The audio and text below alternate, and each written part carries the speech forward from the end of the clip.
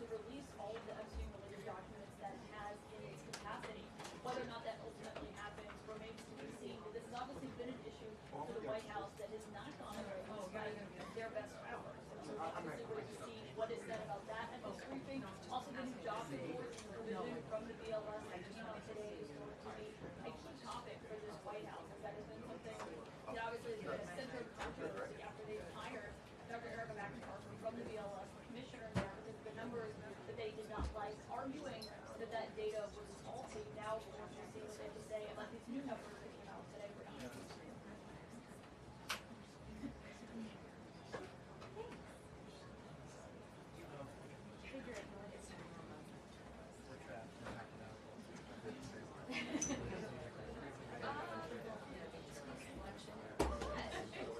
Really brings out your eye, I'm sure.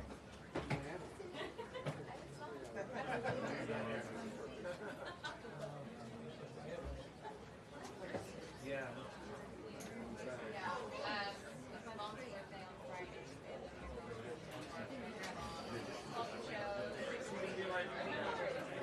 saw all the kitchen and then the bottom of the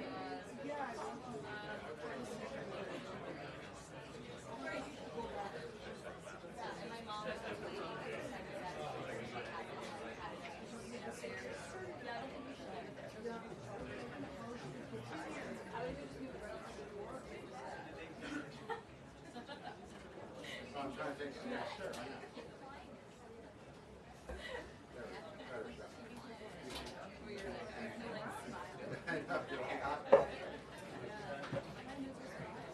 Yeah, that was just for your shot. Yeah, I can take it.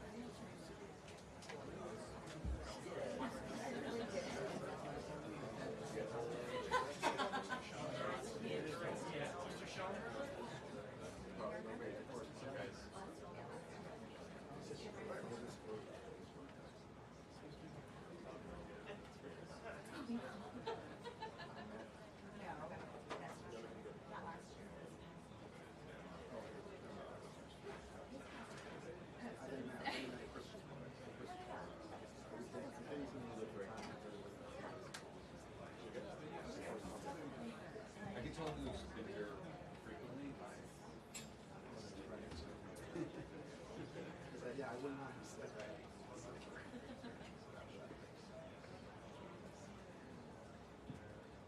your wager? Another 20 minutes. I bet you, because this airstrike, she's got to get to the, she's got to go. Well, they're waiting to make the right statement. Probably right. So much for optimism. I don't know. Hopefully I'm wrong. Can you do me a favor? Can you grab the water bottle in my backpack? It's on the left side.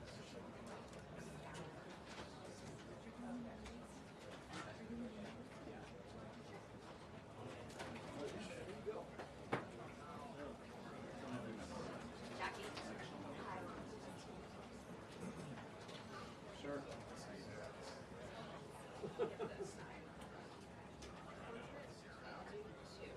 This has the.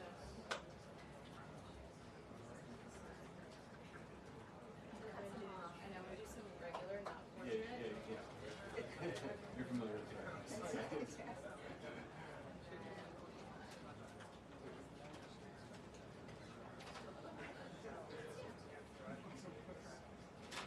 There's gotta be something in there that's good. I tried to cut yours with blood on it. I used to feel free to crop or do much different.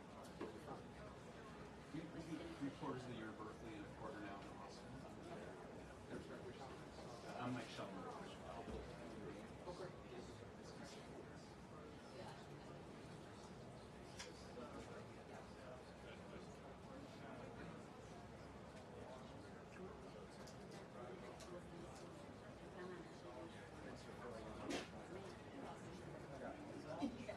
Very thorough.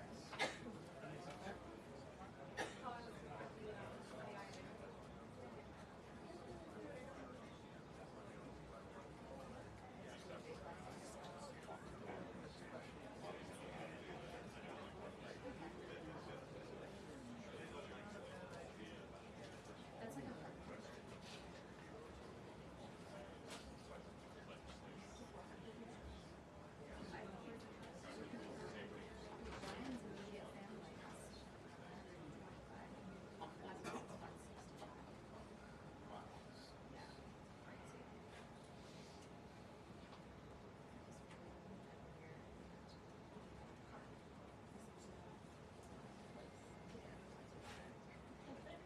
it's crazy.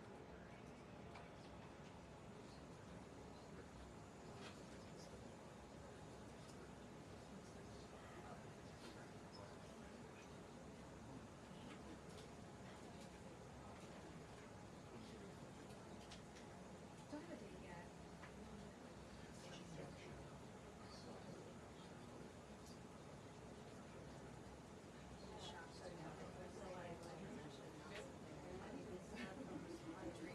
My whole life.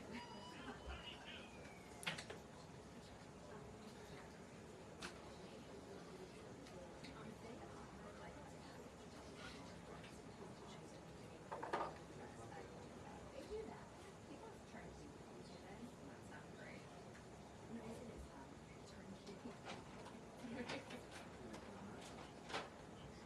You're trying to really just walk in.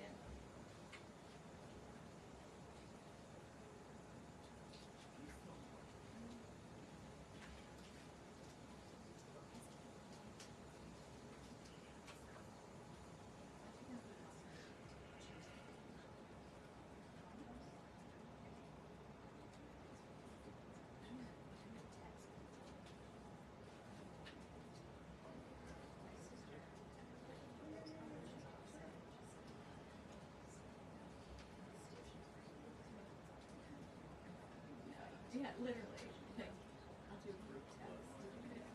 And I'm so weird having which.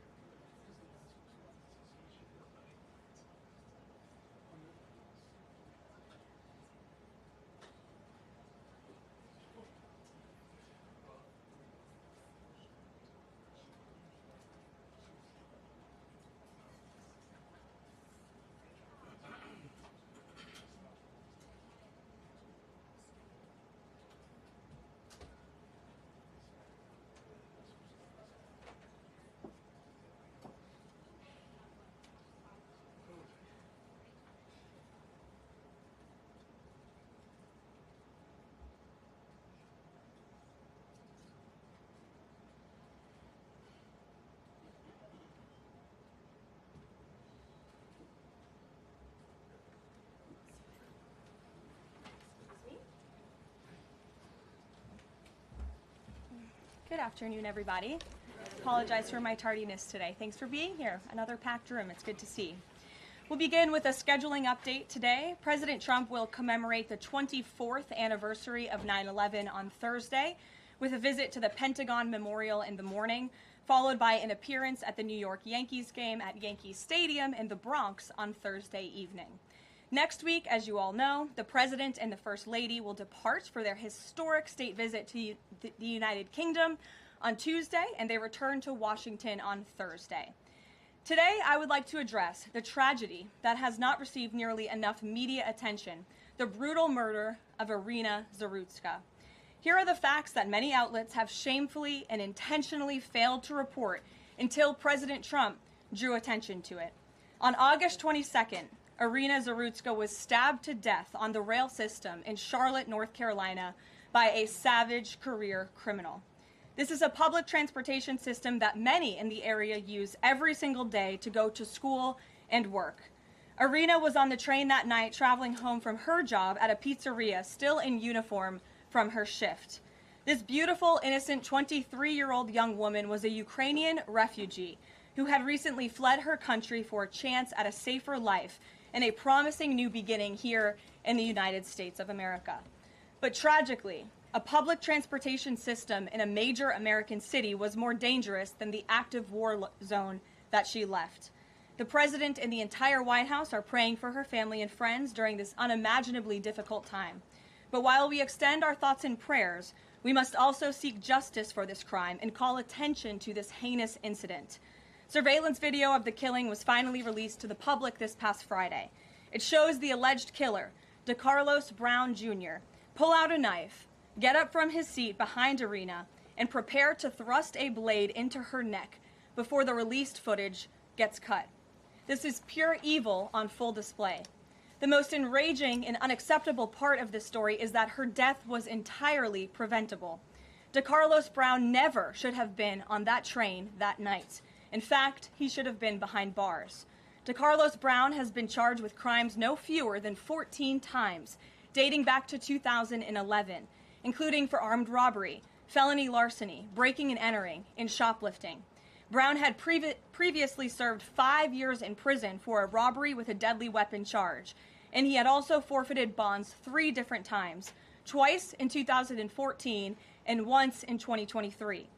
Despite all of this past documented criminal history, when Brown was arrested yet again in January of this past year, a Democrat judge, who I will add was a strong supporter of former Vice President Kamala Harris, released this insane criminal once again without requiring him to pay any bail. He simply had to sign a written promise to return for his court hearing.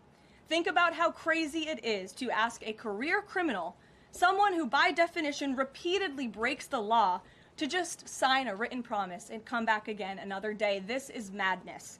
This monster should have been locked up, and Irina should still be alive. But Democrat politicians, liberal judges, and weak prosecutors would rather virtue signal than lock up criminals and protect their communities. And perhaps most shamefully of all, the majority of the media, many outlets in this room, decided that her murder was not worth reporting on originally because it does not fit a preferred narrative. Many of the journalists in this room spilled plenty of ink trying to smear Daniel Penny for defending a subway car from a deranged lunatic in New York City, but none of those same reporters lift a finger to write stories about an actual murderer. Here's the truth that every American must know. Too many innocent people across the country continue to pay the price of the failed experiment known as cashless bail that has been championed by the Democrat Party for years. All the way back in 2020, North Carolina's then Democrat Governor Roy Cooper established a so-called task force for racial equity and criminal justice. Sounds nice, but it's not. That task force was co-authored by then Attorney General and current Democrat Governor Josh Stein. It recommended, quote, reimagining public safety to, quote, promote diversion and other alternatives to arrest. It also advised to de-emphasize some felony crimes, prioritize, quote, restorative justice, and eliminate cash bail. Democrats in North Carolina and nationwide are consumed with pushing a woke, soft-on-crime agenda, no matter how many innocent Americans suffer as a result. Instead of aggressively prosecuting and locking up violent criminals, the Democrat-backed cashless bail approach lets these criminals roam free in our country to offend again and again. These reckless policies have turned too many of American cities into hunting grounds for career criminals who mock our justice system, drain law enforcement resources, and wreak havoc on law-abiding citizens. Enough is enough, and that is why President Trump is doing everything in his power by taking action to undo these absurd policies. The president recently signed a powerful executive order directing the AG to submit a list of states and local jurisdictions with cashless bail policies so that the Trump administration may identify federal funds that are being provided to these states and can potentially be suspended or terminated. President Trump firmly believes that to maintain order in public safety, we must incarcerate individuals whose pending criminal charges or criminal history demonstrate a clear, ongoing risk to civil society. This is a common sense and sensible approach that the vast majority of Americans agree with, and it's time for the Democrat Party to get on board with what is right. When these criminals are caught, they must be prosecuted to the fullest extent of the law and be sent to prison, where they can no longer terrorize our streets. This is the mandate the American people delivered to President Trump, and it's a mandate he intends to fulfill. Staying on the topic of public safety, new preliminary data released today by Customs and Border Protection in August shows that President Trump has delivered the most secure border in American history. For the fourth straight month, 0 illegal aliens were released into the United States by CBP. Nationwide encounters are down 93%, below the peak of the Biden administration. Border Patrol apprehensions on the southwest border in the entire month of August were less than what was apprehended in 4 days in August 2024 under the Biden administration. President Trump has ended disastrous Biden illegal alien invasion, and he sealed our border in record time, keeping this central promise he made to the American public. With that, I will take your questions. Here in our new media seat today, we have Michael Schellenberger, who is the founder of Public News with nearly 2 million readers and subscribers. Michael, thank you for being here today. Thank you. And why don't you kick us off? Sure. Thank you for making space for new media. Nice to meet all of you. It's great to be here. I want to see if you could give some insight into whether the president is considering additional measures against Europe and Brazil, not just for censorship, but also for preventing political candidates from actually competing in elections. We've now seen in Romania, France, and now Germany with Joachim Paul, efforts to basically just prevent candidates from being able to compete in elections. The president has shown some concern around President Bolsonaro, who's being prevented from running. All of this is coming in the context of increased censorship of online platforms, of American platforms, and efforts to censor Americans. I'm personally being investigated under criminal investigation with my Brazilian colleagues for publishing the Twitter Files Brazil. We're very grateful that the president has imposed Magnitsky sanctions on the judge. Is the president considering additional actions, given that it appears that they're going to end up with a conviction against President Bolsonaro, preventing him from running?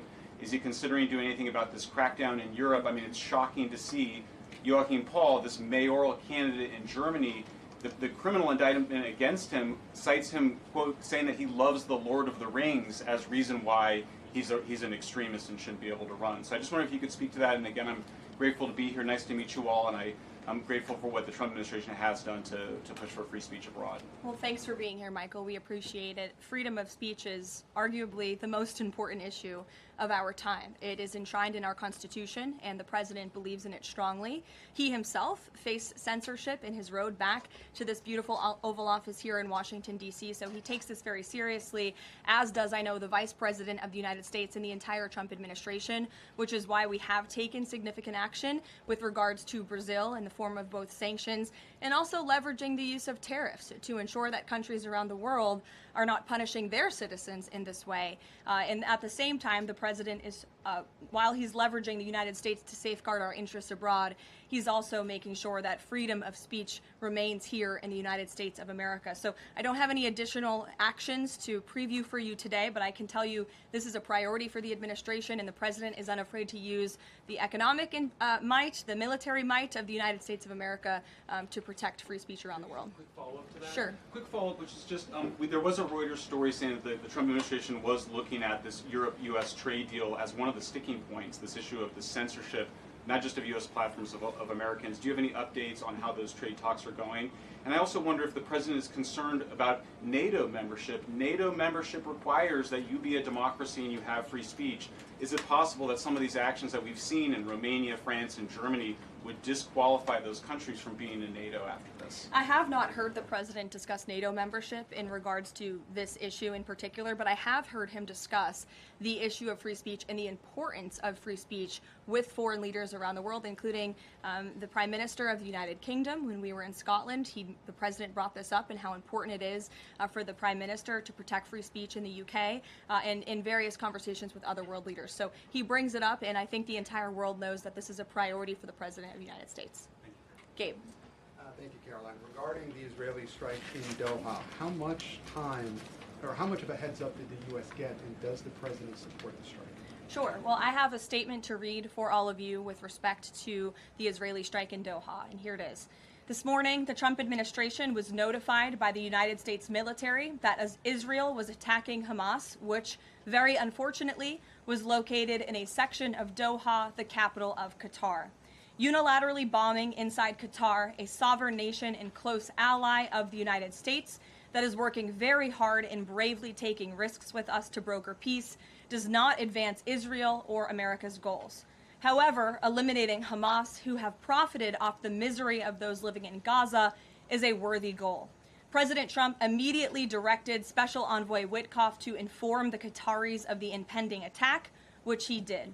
The president views Qatar as a strong ally and friend of the United States and feels very badly about the location of this attack. President Trump wants all of the hostages in Gaza and the bodies of the dead released, and this war to end now. President Trump also spoke to Prime Minister Netanyahu after the attack. The Prime Minister told President Trump that he wants to make peace, and quickly. President Trump believes this unfortunate incident could serve as an opportunity for peace. The president also spoke to the Emir and Prime Minister of Qatar and thanked them for their support and friendship to our country. He assured them that such a thing will not happen again on their soil. And to be clear, the president disagrees with the location of the strike and that he passed that along to Prime Minister Netanyahu. The president just confirmed that in the statement that I just read to you, which I spoke with him about before coming out here. Caroline, Jackie. Thank you, Caroline. So is the president upset with Netanyahu now? The president made his thoughts and concerns about this very clear, and he spoke again both to Prime Minister Netanyahu and also the Emir and the Prime Minister of Qatar after this attack. And the president has always made it very clear that he wants peace in the Middle East, just like he sought that and accomplished that in his first term. He expects all of our allies and friends in the region, that includes both Qatar and Israel, to seek peace as well. And he wants to see that happen, and he's working with all of our allies in the region to get that done. Are there any consequences, so to speak, for Netanyahu doing this, as it sounds, against the president's wishes, or at least his belief that it was appropriate? Is there going to be any directive from the president to Netanyahu in terms of what's allowed in the future? And also, is there any concern this could jeopardize the Abraham Accords? Look, that's a decision only the president can make. With respect to your first question, to answer your second question, as you heard from the president, he said he believes that this can serve as an opportunity for peace, and he's still actively and aggressively pursuing it with all of our allies and partners in the region. Jennifer? Just to follow up on that, Caroline, are you able to say how often the president spoke to the Prime Minister of Israel before this? Because that's one question. And then what did he mean on Sunday when he posted, "I've given my last warning to Hamas," etc.? He wasn't talking about this strike on Doha? No, he was not. As I told you, the Trump administration was notified by the United States military that Israel was attacking Hamas, and the president spoke to the Prime Minister after the attack, as well as, again, the Emir and the Prime Minister of Qatar. And I know Secretary Rubio and Special Envoy Witkoff were present for that call with the Qataris as well. Reagan. Thanks, Caroline. I have two questions for you on crime crackdown. Sure. Democrats have tried to argue that red states have higher crime rates while overlooking problems of high crime in blue cities. I'm wondering if the president would consider working with red state governors to fix high crime in blue cities like in Memphis, Tennessee. So first of all, I want to get to the premise of your question, Reagan, which is being pushed by Democrats, that there is crime in red states. Of course, there is crime in all states, but the crime in these cities is all in cities that are run by Democrats. If you look at the list of the top 20 high crime cities in the United States, every single one, with the exception of one in Louisiana, is run by a Democrat. And these Democrats have supported the same policies that I spoke about at the beginning of this briefing, like cashless bail. If you look at a red state, Mississippi, but a Democrat-run city in that state, Jackson, in 2019, Jackson, Mississippi, eliminated cash bail for virtually all misdemeanor cases. And while Jackson is not formally a sanctuary city, the state of Mississippi formally banned sanctuary cities, and this city has acted as a de facto sanctuary city for criminals and illegal aliens since 2017. Same thing, Birmingham, Alabama, a Democrat-run city in a red state. In 2017, the Birmingham City Council unanimously passed a resolution, quote, committing to establish sanctuary policies. So if you actually look at the facts from these Democrat-run cities, these are cities that are run by Democrats and by by members of the Democrat Party. These are blue cities, and they have all supported these disastrous policies which allow repeated career criminals back onto the streets to further commit acts of violence. And so to answer your question, yes, the president wants to work with anyone across this country who wants to end these horrible policies and to bring law and order to our streets. And I think that is proven by his tremendous cooperation with the mayor of Washington, D.C. and our nation's capital. And just look at the results of that. And I do have some updates for you on the D.C. crime crackdown if anyone is interested. There have been a total of 2,177 arrests made since the start of the operation on August 7th. Just last night, there were 57 arrests made in Washington, D.C. Of the 57 arrests, there were 14 illegal aliens who were arrested, many of whom had prior criminal histories. And other arrests just last night in our nation's capital, so you all can be very grateful for this. Our great men and women of law enforcement, both federal and local, working together as they should, made an arrest on a warrant for assault with the intent to kill. The subject shot 2 adult males after an altercation. They made an arrest on a warrant for an armed carjacking. The subject assaulted an adult male in the face with a firearm and then took his keys.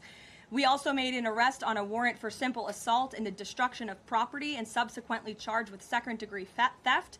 Last night in D.C., there was an arrest for possession of a controlled substance with second-degree theft.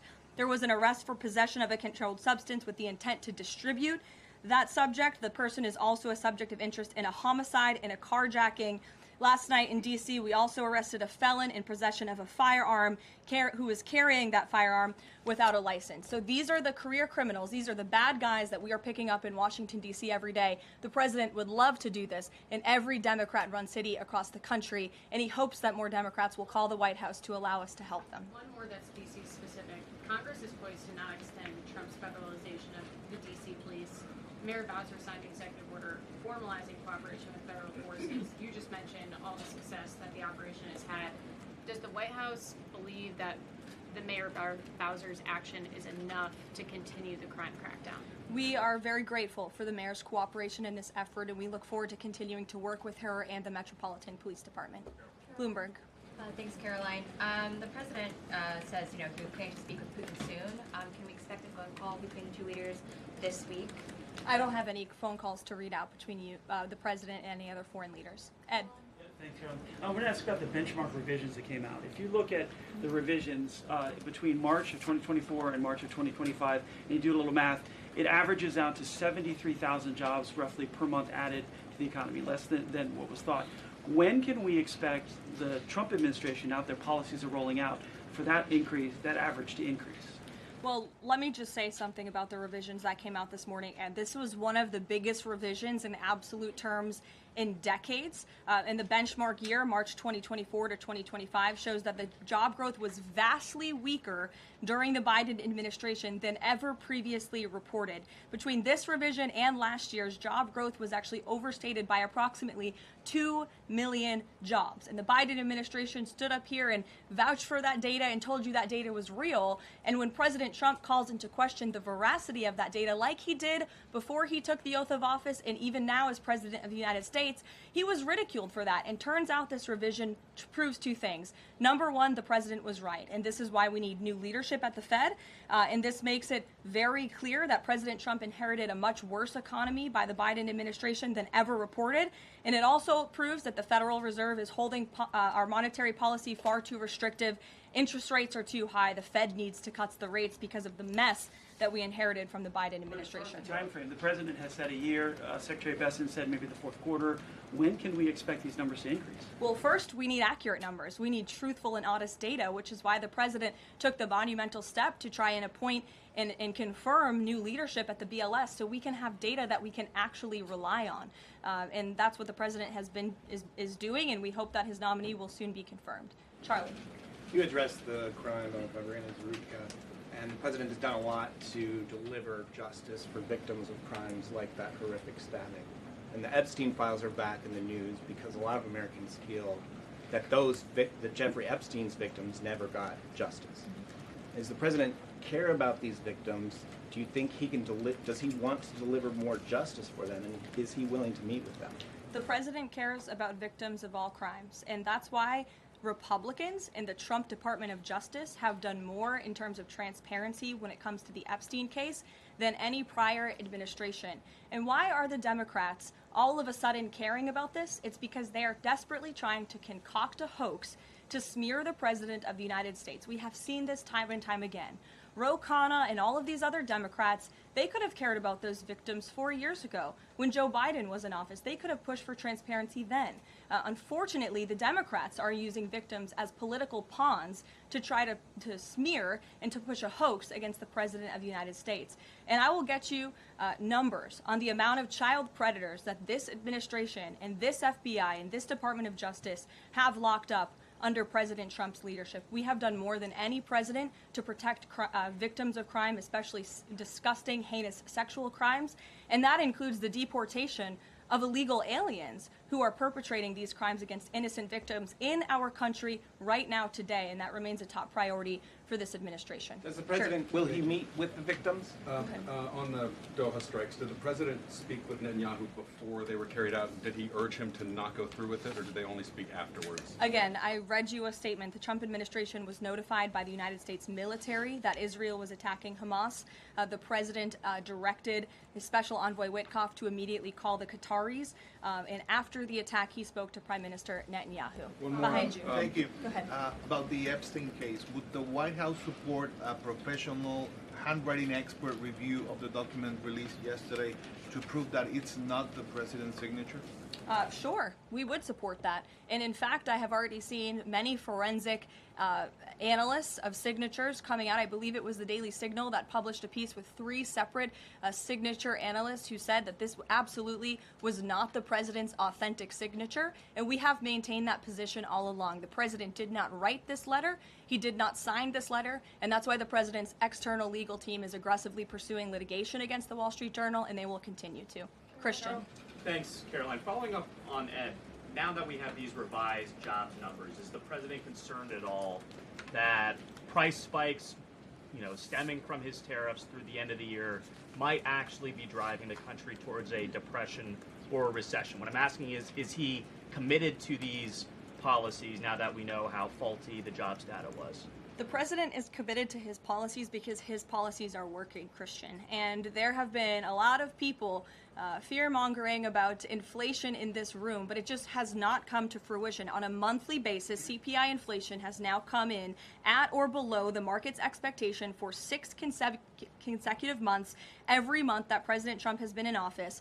Overall, inflation has run at a 1.9% average pace in the president's first 6 months in office. I would have told all of you that in January, you would not have believed me, but those are the facts and those are the numbers. And we also see many other positive signs in economic indicators like real GDP. In the second quarter, it was revised up to 3.3%. That beat the market's expectation. We know there's a capital spending boom right now, which we know is one of the greatest economic indicators of job growth. We know wages are increasing at a far faster pace than they were under the previous administration. We see productivity in the second quarter was also revised up to a strong 3.3%. In total industrial production, factory output also surged. All of this means the economy is moving, people are working, people are spending money. You look at consumer spending, that is also ticking up and in the right direction. In a large part, it's because of the incredible work the president has done in terms of energy and unlocking our energy dominance in this country. Again, these jobs, the numbers from the BLS today prove that the economy was an absolute mess, and we are working every single day to fix it, and all of those indicators I just read for you are positive sign of what is to come. Just one more quickly on Sure, trade, Danny. I just wanted to get a bit of clarity on the sequence of events for the Doha attack and the notification. You said that the U.S. military notified, if I got it right, the Trump administration was notified by the U.S. military. That's right. Was the U.S. military notified by the Israeli military, or did the U.S. military detect an incoming Israeli attack on Qatar? The U.S. military notified the White House and the President of the United States. That's all I have to share for you on that, Danny. Thank you. Jeff. Also following up, you said that the President assured the leaders of Qatar that this would never happen again.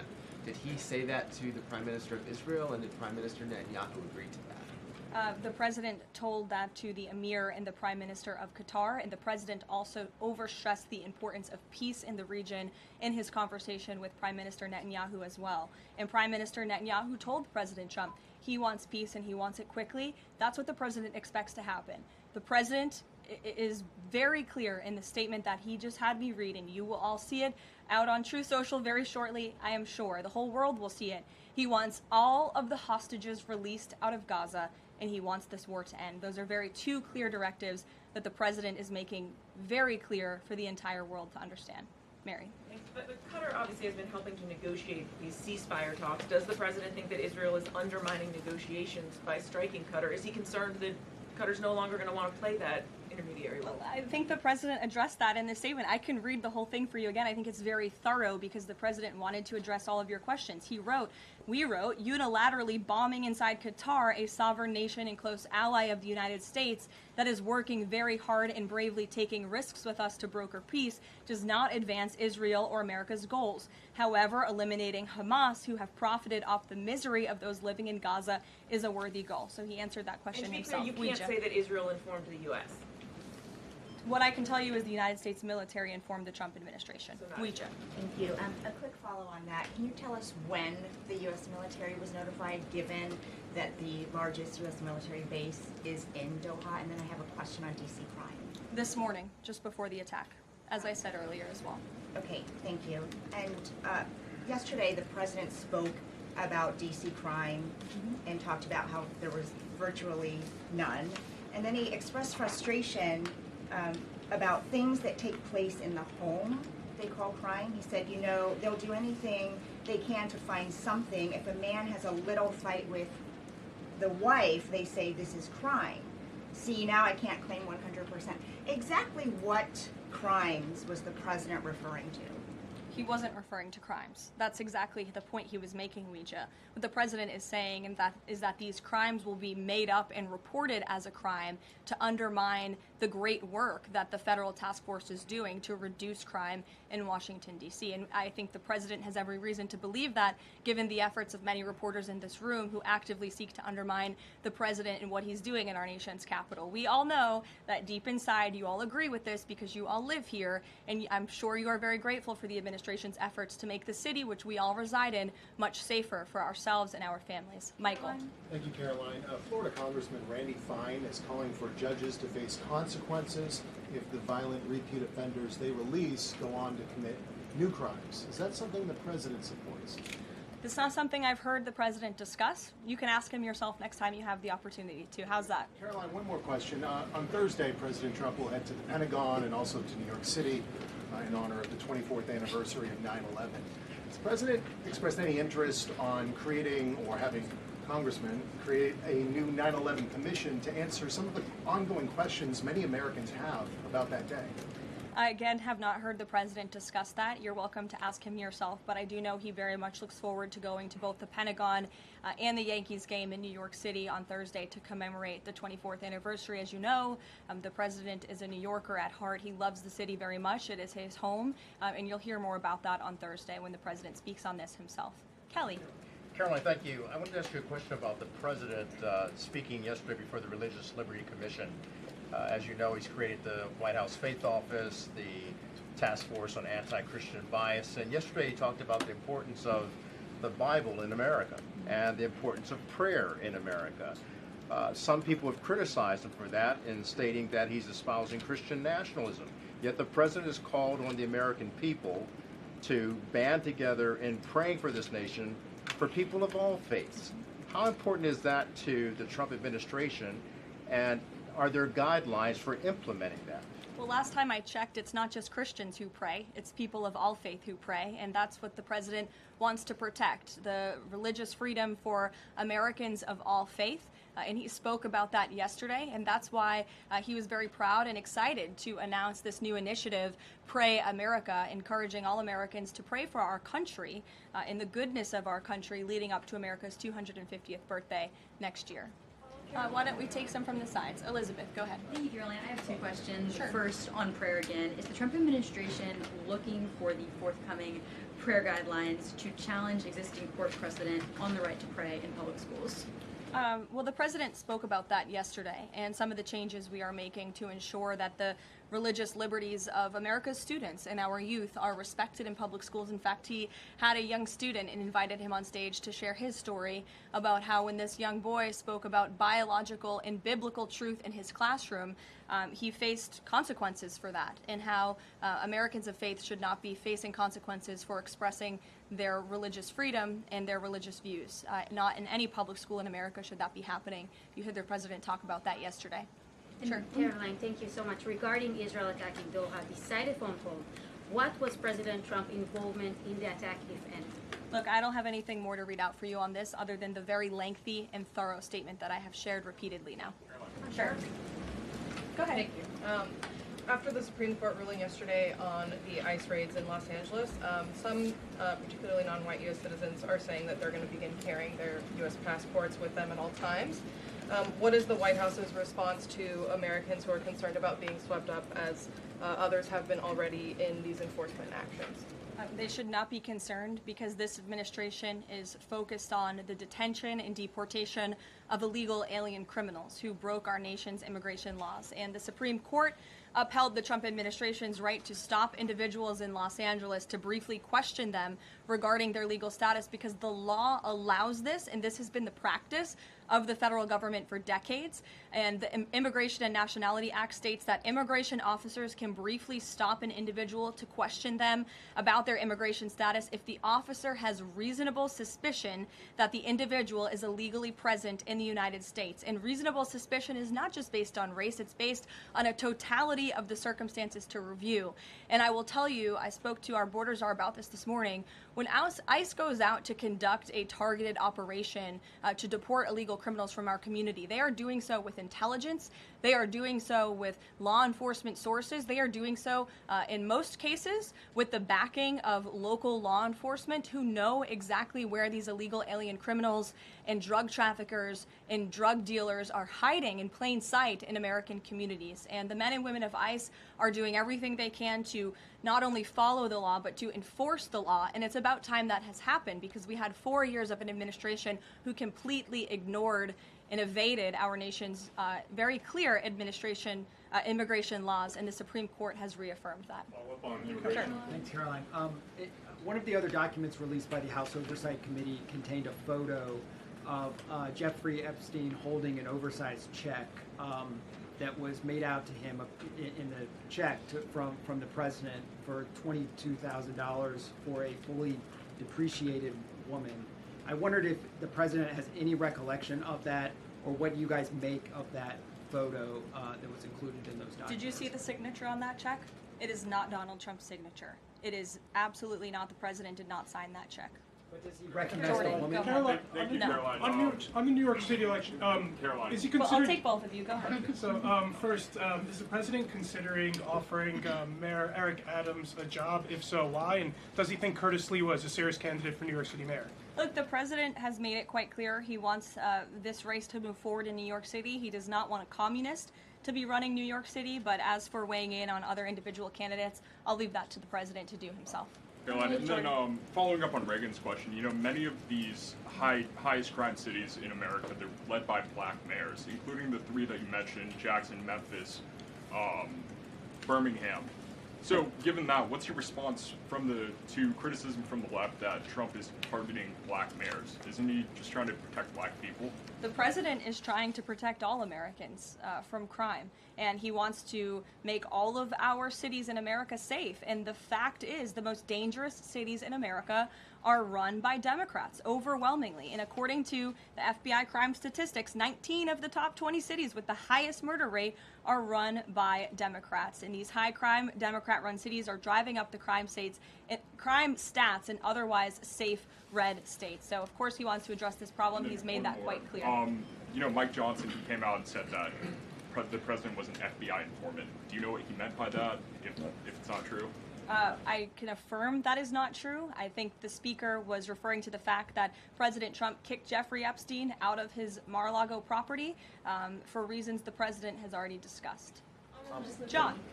Oh, thank you, Caroline. First of all, as a Washington, D.C. resident with my family, I just want to thank the administration for revitalizing safety here. In the last 3 weeks, it's been stunning. Well, I want to go to Virginia. All of a sudden, out of the blue, Winsome Sears has closed the gap on Abigail Spanberger. Got 4 issues. Coerced abortions in Fairfax County without telling mom or dad, no parents, girls going in boys' bathrooms on film, right? 2 of the young fellows get suspended for complaining about it. Virginia Beach man, an innocent man, is now died in a car crash by a drunk illegal going on the other side of the road, and now you got Spanberger's got these racist signs. When are we going to get the president to make an official endorsement of Winsome Sears and maybe come and campaign in West Virginia? Well, as you know, I'm very limited in what I can talk about when it comes to political endorsements in future elections from this government podium. But all of the issues that you just mentioned I know are very important to the president, and it's quite common sense. It's the foundation of the Republican Party, and it's what sent this president back to the Oval Office. We want to keep men out of women's sports and bathrooms. We want criminals to be locked up. The president wants to see law and order in every state across the country. But as for political endorsements, I'll leave that to him and his political advisors to make those. Sure. Haley. Thanks, Caroline. I have 2 questions for you, if it's okay. One on Doha and one on immigration and crime. Sure. On Doha, ahead of the strike we saw today, did the administration at any point try to dissuade the Israelis from the potential for an action like we saw today? Again, I have answered questions repeatedly on this. I have a very lengthy statement which we will release after this briefing for all of you to read and to report on once again. Okay, and then on a case in Maryland, the killing of Dakara Thompson, there are reports that the suspect arrested for her murder was in the country illegally and arrested and released for driving under the influence both in 2022 and in April of this year by U.S. Park Police. Is the administration looking into what process allowed this to take place? Yes, we absolutely are. As soon as we saw this case, we ensured that the Department of Homeland Security and the Department of Justice were on it, and I can assure you that they are. This is another heinous act of violence against someone who should have never been in our country illegally in the first place, and that's exactly why the deportation of illegal criminals from our country is a top priority for this administration, and it's something that is happening every single day. And I would encourage all of you to continue to report on the very violent illegal alien criminals that we are deporting daily from American communities across the country. We will never understand how many lives have been saved by these efforts, or how many lives would have been lost if not for this president and the administration's policy to deport illegal criminal aliens. Thanks, Caroline. Follow up on Charlie's question. Will the president meet with the Jeffrey Epstein victims? I don't have any meetings for you to read out on that. Caroline, Go ahead. Thanks, Caroline. Is the Trump administration considering a ban on transgender Americans owning guns? Is that something the president would support, even as we've seen some gun groups oppose the idea of it? I saw reporting on this. I understand there were very preliminary, low-level discussions about this at the Department of Justice, and then sometimes those discussions are reported as fact. I'm not tracking any potential actions on this front, and I'll let the president weigh in on that. It's a policy decision, and it's far too early or would be premature, inappropriate for me to weigh in on it at this point in time. Behind you. Go ahead. After the immigration raid at the plant in Georgia on Friday, the president said over the weekend that he's open to some kind of changes in perhaps rules or visa rules or law that would prevent something like that happening in the future for skilled workers to train American workers. That's right. Can you confirm that and that the administration supports those changes, and what exactly would that look like? Well, the president said it himself in a statement that he put out on Sunday night, where he is very grateful for foreign companies from around the world and the investments that they are making right here in the United States of America. And he understands that these companies want to bring their highly skilled and trained workers with them, especially when they're creating very niche products like chips, or in this case in Georgia, like batteries. But the president also expects these foreign companies to hire American workers, and for these foreign workers and American workers to work together to train and to teach one another. And so he expects these foreign companies to hire American labor. We want Americans to have these jobs. Americans need these jobs, but he also understands the need for these companies to bring over their workers who already have these skills. So I think it's a very what those changes might be? I think it's a very nuanced and responsible and sensible approach for the president to take. And I know that the Department of Homeland Security and the Department of Commerce are working on this matter together. I would defer you to them for any further action on this front. Caroline, thank you. I want to follow up on something you said. You said the Epstein documents are a hoax that Democrats are perpetrating against the president. You've said he didn't sign that check, that he didn't sign the birthday card that he allegedly signed. So what is the theory, since these documents came from the Epstein estate? Who is, I guess, in your view, faking these documents? I did not say the documents are a hoax. I said the entire narrative surrounding Jeffrey Epstein right now that is absorbing many of the liberal cable channels on television is a hoax that is being perpetuated by opportunistic Democrats like Ro Khanna and the others whom you saw on that press conference outside of Capitol Hill, who are trying to push this hoax against the President of the United States. What exactly is the hoax? I'm just trying to understand what's fake. What's fake is not the The documents. hoax is the Democrats pretending to care about victims of crime when they do not care about victims of crime, when they have done nothing to solve crimes, when they have done nothing to lock up child pedophiles and child rapists across the country, and when they are now using victims as political props to try and, again, smear the President of the United States and drag on this bad story about him. It is a distraction. The Democrats view this story as nothing more than an attempt to distract from the accomplishments and the achievements of this administration. And that is what we mean when we call it a hoax. If he didn't sign these, if you said he didn't sign the birthday card, he didn't do this, he also didn't do the check, those were in documents from the estate. So what is the working theory as to why he's in them? The president has one of the most famous signatures in the world, and he has for many, many years. You know that, Maggie, you've covered him for a long time, long before he assumed this office when he was a businessman in New York. The president did not write that letter. He did not sign those documents. He maintains that position, and that position will be argued in court by his lawyers. The president is very confident he is going to win this case. Caroline, thank you. Is the president planning to meet with Eric Adams in New York, maybe at the Yankees game? And has he personally talked to him about the race? I am not tracking any meeting with Mayor Adams at this time, but if that happens, I'm sure the New York Post will be one of the first people to know about it. I'll take a couple more questions. Why don't we go to the back? Tom Dempsey with News Nation. Regarding the growing U.S. military News presence, Nation, all the way in the back. regarding the U.S. military, the growing U.S. military presence in the Caribbean, when asked directly about possible future military action, President Trump responded, "You're going to find out." What could the U.S. public expect of that situation moving forward, and what sort of ongoing threat does Trendejo Agro? I think it would be very unwise of me to preview what the president meant from this podium. But I think what the heart of what the president was saying, I know what the heart of what the president was saying and this administration believes, is that the regime in Venezuela is illegitimate. And it is unacceptable to this president and this administration to traffic illegal, deadly drugs into the United States of America. And that's why the president and the administration took very strong action against a boat and 11 narco-terrorists in international waters, as you all saw.